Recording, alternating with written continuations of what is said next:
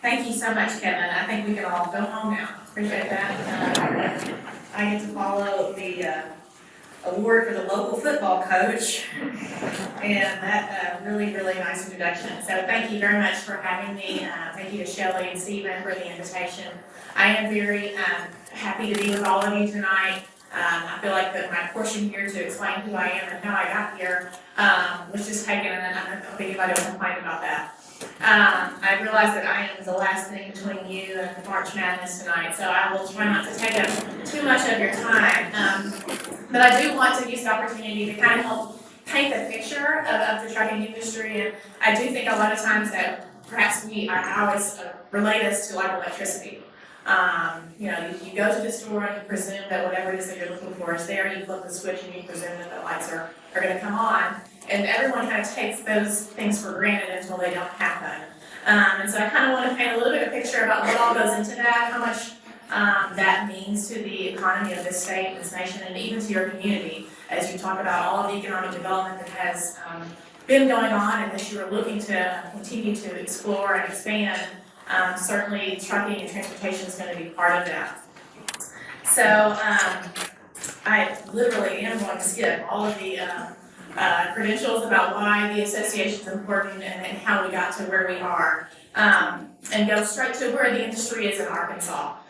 Kevin mentioned, that our association has received a lot of recognition and that we are a leader in the country, and that is predominantly due to the companies that are here. In Arkansas, I could rattle off half a dozen companies that you would all nod your head and say, yeah, I know J.D. Hunt, USA Truck, Maverick, Ham, FedEx, ABF. Everyone's very familiar with those entities, and not every state has trucking giants like that. And so that enables our organization and the industry here to really leverage those great employers and those great companies and then spin off to hundreds, if not thousands, of other small companies, individuals who perhaps learned within their ranks at those large companies and then started their own small business, just like many of you did in different industries in this community. So in Arkansas alone, actually, over 84,000 Arkansans are employed and supported by the trucking industry. That's 1 in 12 jobs in the state. So we are kind of, if there were a Mount Rushmore of industries in Arkansas, we do kind of tout that trucking would be part of that landscape. We're actually second in the country in per capita employment industry, behind only North Dakota, which the only thing I can think of is there must be nothing else in North Dakota, because that seems a very, I guess if you live in North Dakota, the only option is to drive a truck and get out. So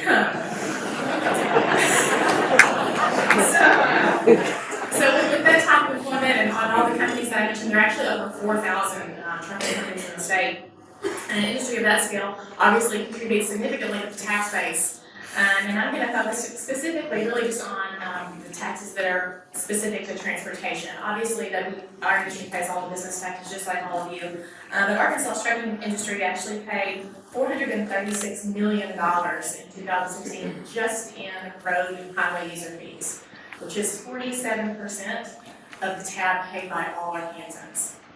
And I know in the role that I play and in my job to promote, protect, and serve the trucking industry in Arkansas, we run up a lot against, well, trucking doesn't pay their fair share, or trucking should pay more, all the trucks tear up the road. Well, I would submit to you that we are paying almost half the tab. We represent 15% of the miles traveled on Arkansas roads, and we are willing to pay more.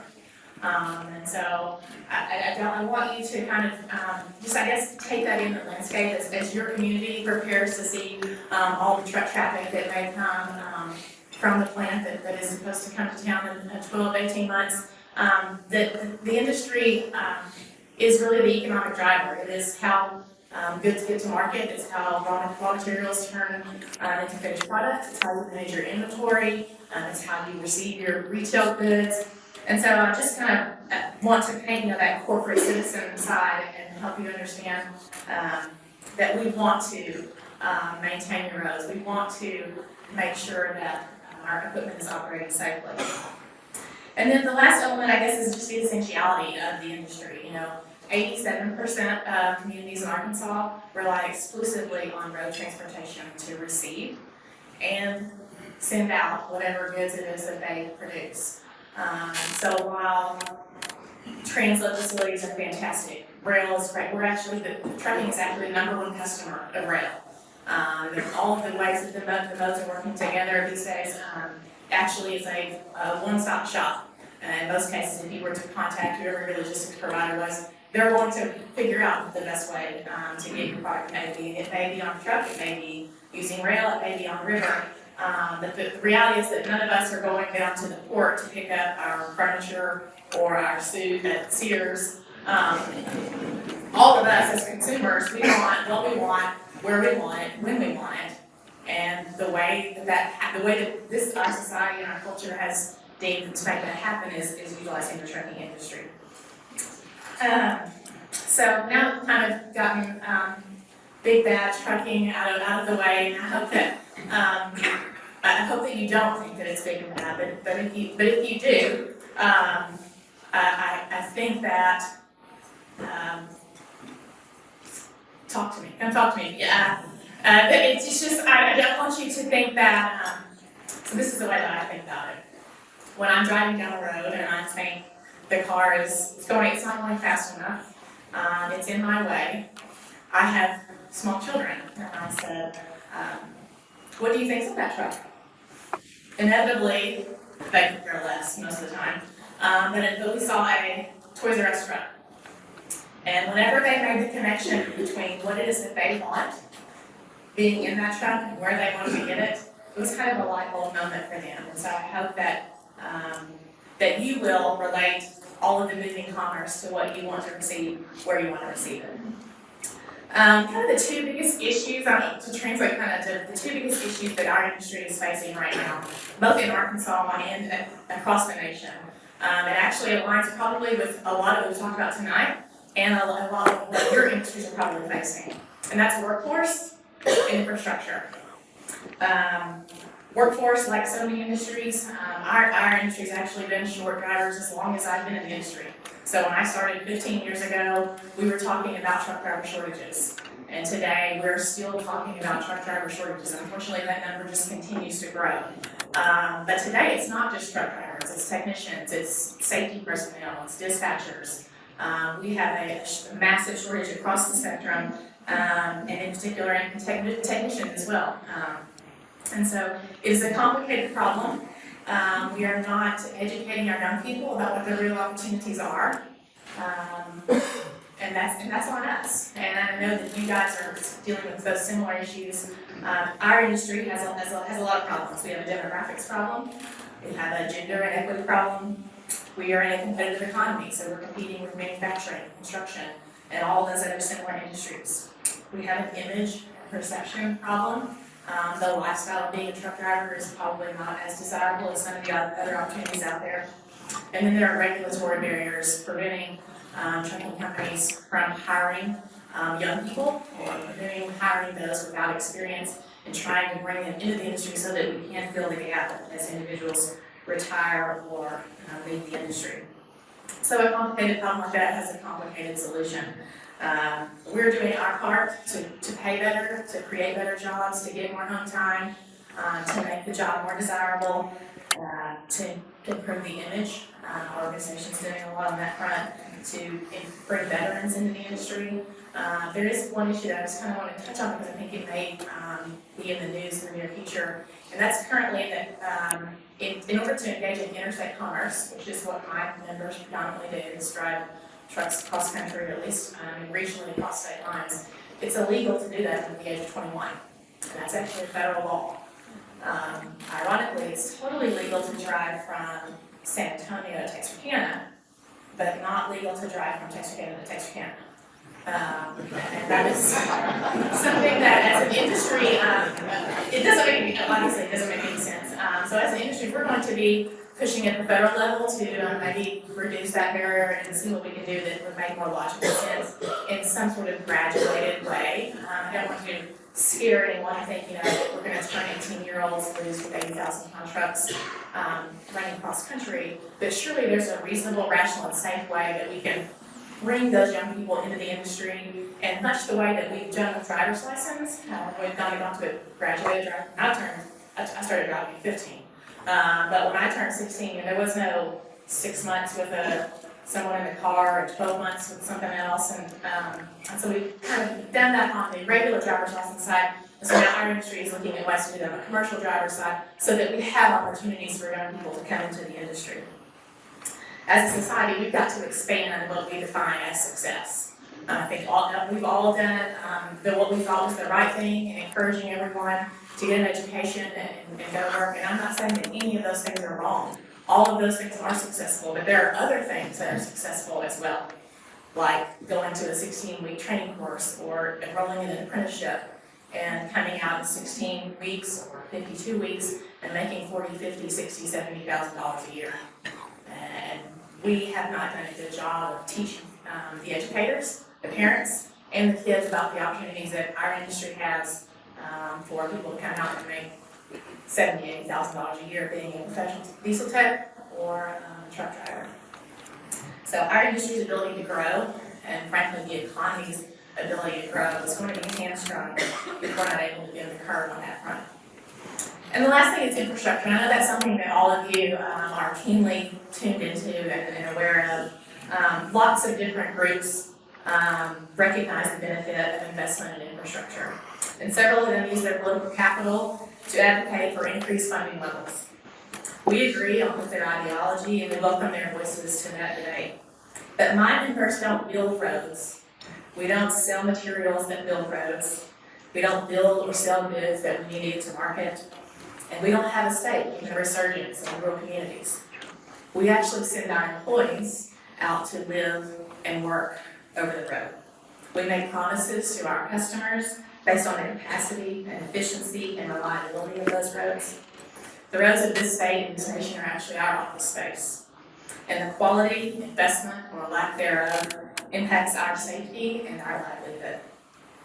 There is no stakeholder with a more pure interest in building, maintaining, and utilizing a network of highways and bridges than the trucking industry. The reality is that our current infrastructure needs are woefully underfunded at both the state and federal level. The Highway Trust Fund is insolvent at the federal level. It is intended to be projected to be broke by 2021. We've spent almost $100 billion in transferring U.S. Treasury just to pay the bills that we already have. And with all of that money spent, all that effort, infrastructure in this country rates as a D+. It's unfortunately the same story at the state level with the Arkansas Department of Transportation facing a $480 million annual shortfall. Our infrastructure also grades out at a D+. We've got 32 bridges that are over 32% of all the bridges in the state are over 50 years old, and 2,600 of them are structurally deficient. So what are we going to do about it? And what is the cost of doing nothing? I think we underestimate the cost of doing nothing. The average motorist in America is actually spending $1,500 in wasted fuel and gas and maintenance on their car, just operating under the current rates. In our industry, you can imagine the cost of congestion and fuel and time as we are paying drivers to sit 1 billion hours in traffic annually. So in order to do something about this, the effort, the comments that Dr. Powell made earlier about being a team, while we are willing to charge them out on this issue, we cannot do it alone. We have been advocating on behalf of highway funding for a decade. And frankly, pretty much just stopped because we were told we don't want to hear that anymore. In order to be effective on the other issues, we had to somewhat table that. Well, I think the times have changed, and I'm here to ask for all of your help and efforts in changing the mindset about how we view and talk about infrastructure investment. Infrastructure is not an expense, it is an investment. And you can look no further to the creation of the interstate system and look at where our national economy was in 1950 to where we are now. And the most obvious catalyst between then and now is the interstate highway system. I have a quote from the Bureau of Public Roads chief at that time, and I actually just found it today. I thought, wow, that really puts a nice period on that sentence. And it says, "We were not a wealthy nation when we began improving our highways. but the roads themselves helped us create a new wealth. If we all built, so I'm assuming we all have homes and space that we call our own, whether it be a farm or in a neighborhood. Can you imagine if you were all individually responsible for paving the road in front of your home, connecting that to your neighbor? Or much to take it bigger, it's like your neighborhood is responsible for connecting it to the city, or your city is responsible for connecting it to the county, state. You can understand very quickly how individually we cannot do it. This is one of the few things that government can do better than we can. We rely on them to provide this network, and so I think the solution is simple, but it lacks sensationalism, and therefore it's very hard to get individuals to sign on. If we all agree that infrastructure is underfunded, and we all agree that infrastructure is one of the fundamental responsibilities of government, the only missing piece is prioritizing the solution over the politics. It's both conservative and just plain smart to fund the preservation of our infrastructure without increasing the deficit. And it's sound tax policy to assess fees for service against those who directly benefit from that service. So, raising taxes is unpopular, and I understand that. There are really only two kinds of money, mine and yours. And we've all agreed we want to spend yours to improve the highways. Practically speaking, there are really two ways, and it is either redistributing the money that we have or collecting additional money using the means that are available to us. And so as we move forward and as we look at ways that our industry can provide better service, that your industry could have better access, I hope that we can all agree as we move forward that infrastructure funding should be a priority for all of us. Industry groups, stakeholders, and particularly elected officials who are willing to take up this essential and important issue should be applauded. Investing in our infrastructure is something that we should not be ashamed to promote. I hope that something that I've shared with you tonight will help shape the way that you think about the Pacific Truck, our role in the current economy, our contribution to the standard of living that we all enjoy, and our willingness to be part of the solution to improve the economy as we face similar problems that you do together. I want to thank all of you for being engaged. As the executive of a nonprofit association, I can tell you that people like you who show up, who care, who invest in your community, who invest in whatever that you believe is best for your community makes all the difference in the world. It is what allows Stephen and Shelley to be successful. Your group would not exist if you didn't have this many people who were invested in helping it be successful. So you should be applauded for being here and for investing in your community. And I am very proud to be here with you tonight.